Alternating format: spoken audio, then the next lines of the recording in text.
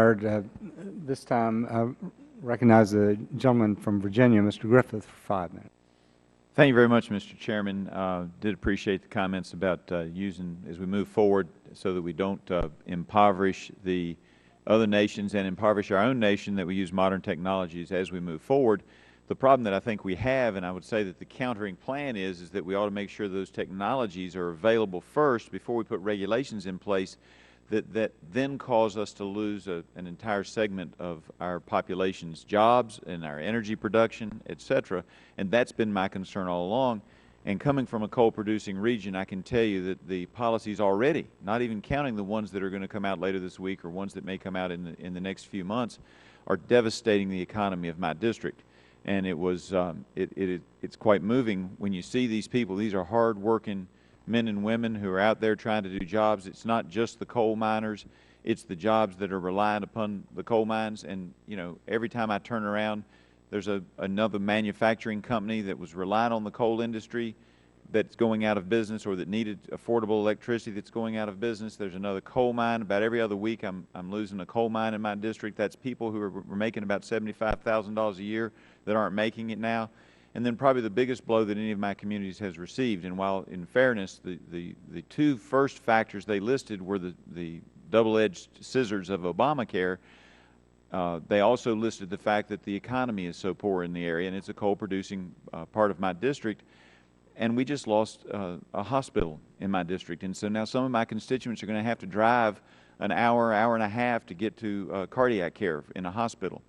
This is not a good thing. And when we look at that cost-benefit analysis, we don't always look at the fact that if people don't have the ability to afford the electricity in their homes, that they then have to cut back on things, and they have to cut back on some important things. If you can't heat your home effectively in the wintertime, and in the mountains of Virginia, sometimes it gets pretty cold, that can affect your health.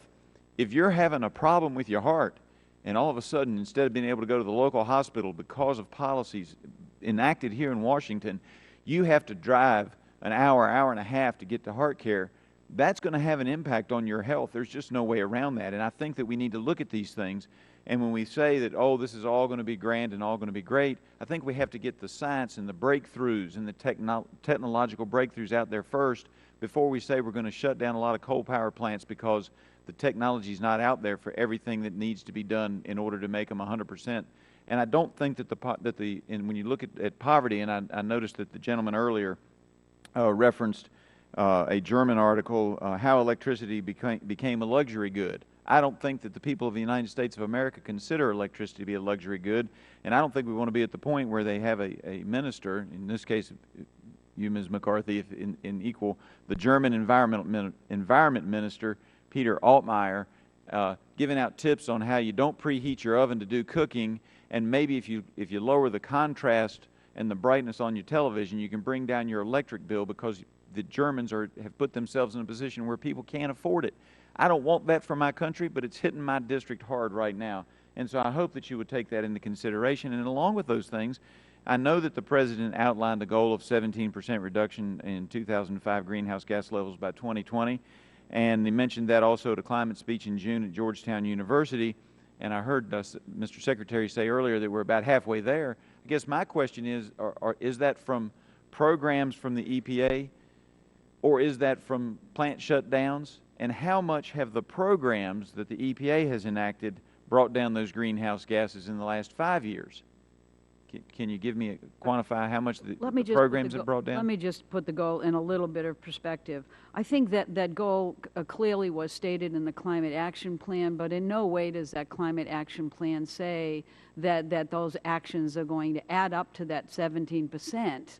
It is a start at looking at the most economically viable opportunities. And do you know that the 17%, and I apologize, my time's running out, did the 17% come from, was that just a number that was picked out of the air, or was there some scientific basis for it? And can you give me that basis? I believe that it was an international goal that was stated. There is certainly some analytics, but it was not directly associated with that plan, but it remains a goal that we'd like to achieve. And do we know, I mean, I understand we know we're going to try to reduce those greenhouse gases, but do we know specifically how much each program will give us? And that being said, if you could get that to me later, because my time is just about out.